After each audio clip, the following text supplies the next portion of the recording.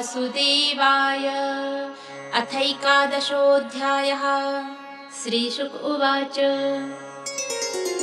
अथोऽसुराः प्रत्युपलब्धचेतसः परस्य पुंसः परयानुकम्पया जगृभृशं सख्रसमीरणादयस्तास्तान् रणेयैरविसंहताः पुरा। वैरोचनाय संरब्धो भगवान् पाकशासनः उदयच्छत् यदा वज्रं प्रजाहाहेति चुक्रुषुः। वज्रपाणिस्तमाहेदं तिरस्कृत्य पुरस्थितं मनस्विनं सुसम्पन्नं विचरन्तं महामृधे। नटवन्मूढमायाभिर्मायेशानुजिगीषसि चित्वा बालान् निबद्धाक्षान् नटो हरति तद्धनम्।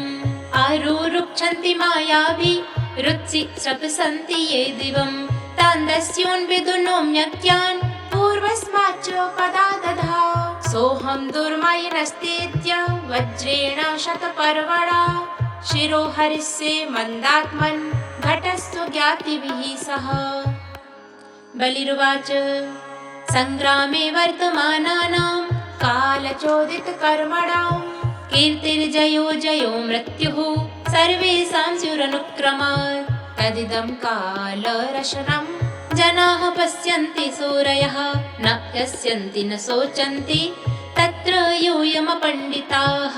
न वयं मन्यमानानामात्मानं तत्र साधनं गिरो वः साधु शौच्यानां गृह्णीमो मर्मताडिनः। श्रीशुकवाच। इत्याक्षिप्य विभुं वीरो नाराचैर्वीरमर्दिनः आकर्ण्य पूर्णैरहन दाक्षेपैराहतं पुनः। एवं निराकृतो देवो वैरिणा तथ्यवादिना नाम्रस्यत्तदधिक्षेपं तोत्राहत इव द्विपः।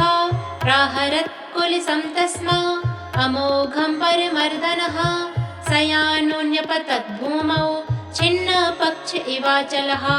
सखायं पतितं दृष्ट्वा जम्बोबलि सखा सुहृत् अव्यया सौहृदं सख्युर्हतस्यापि समाचरन्। स सिंहवाह आसाद्य गदामुद्यम्य रहसा जत्रावताडि यच्छक्रं गजं च सुमहाबलः। गदा प्रहारव्यथितो वृषं विह्वलितो गजः जानुभ्यां धरणि स्पृष्ट्वा कश्मलं परमं ययौ।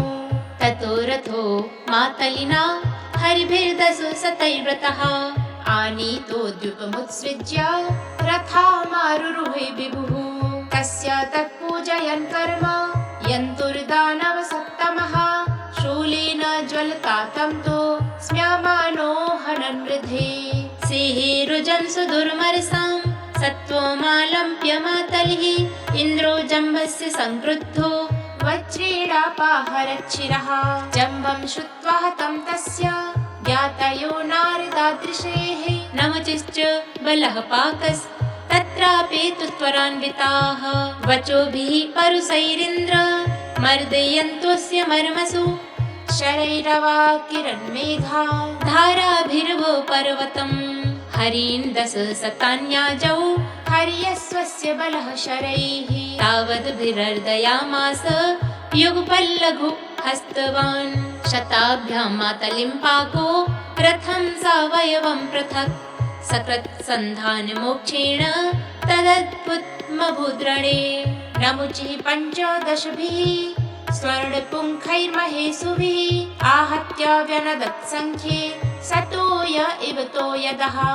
सर्वतः शरकूटेन शक्रं सरथ सारथिं छादयामासुरसुराः प्राव्रट सूर्यमिवाम्बुदाः।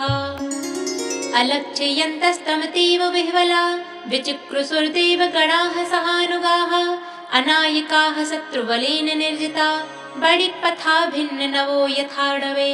ततस्तुरासाडि सुबद्ध पञ्जरात् विनिर्गतः सासुरथध्वजाग्रणीः बभौज शाखं पृथिवीं च रोचयन् स्वतेजसा सूर्य इवच्छपात्यये। निरीक्ष्य प्रीतिनां देवः परैरभ्यर्दितां रणे उदयच्छत् रिपुं हन्तुं वज्रं वज्रधरोरुषा।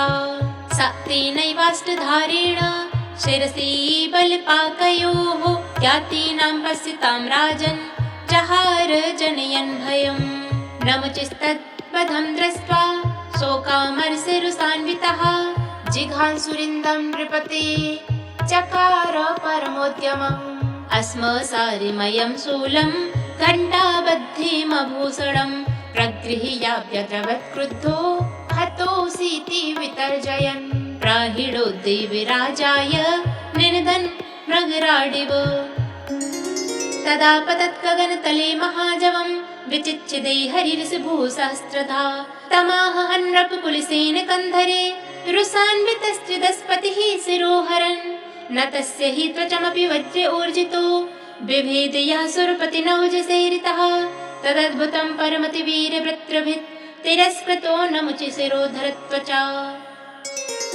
तस्मादिन्द्रो विवेच्छत्रुर्वज्रः प्रतिहतो यतः किमिदं दैवयोगेन भूतं लोको विमोहनम् येन मे पूर्वमद्रीणां पक्षच्छेदः प्रजात्यये कृतो निविशतां भारैः पतत्रैः पतितां भुवि तपः सारिमयं त्वाष्ट्रं वृत्रो येन विपाटितः अन्ये चापि बलोपेताः सर्वास्त्रैरक्षितत्वचः सोऽयं प्रतिहतो वज्रो मया मुक्तो सुरेर्पके नाहं तदा ददे दण्डं ब्रह्मतेजोऽप्यकारणम् इति शक्रं विसीदन्त माहवागशरीरिणी नायं शुष्कैरथो नाद्रैर्वधुमर्हति दानवः मयास्मै यद्वरो दत्तो मृत्युर्नैवार्धशुष्कयोः अतोऽन्यश्चिन्तनीयस्ते उपायो मघवन् रिपोः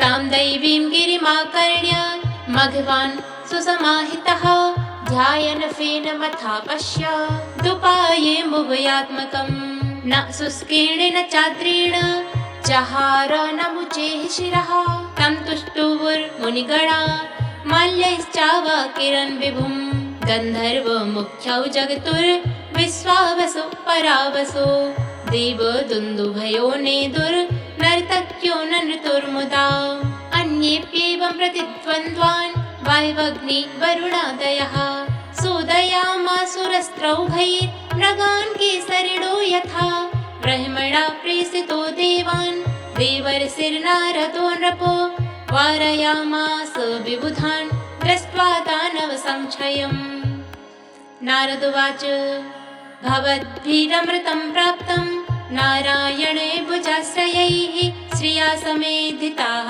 सर्व उपारमत विग्रहात् श्रीशुकुवाच संयम्य मन्यो सर्वम्भं मानयन्तो मुनिर्वचः उपगीयमानानुचरैः ययुः सर्वे त्रिविष्टिपम् ये वसिष्ठारणे तस्मिन् नारदानुमतेन ते बलिं विपन्नमादाय अस्तमगिरिमुपागमन् तत्र विनष्टा वयवान् विद्यमान शिरोधरान् उष्णा जीवयामास सञ्जीविन्या स्वविद्यया बलिष्ठो सनसा स्पृष्टः प्रत्यापन्नेन्द्रियस्मृतिः पराजितोऽपि नाखिद्यल् लोके तत्तु विचक्षणः। जय जय श्रीमद्भागवते महापुराणे पारमहंस्यां संहितायामष्टमस्कन्धे देवासुरसंग्रामे एकादशोऽध्यायः। श्रीकृष्णार्पणमस्तु।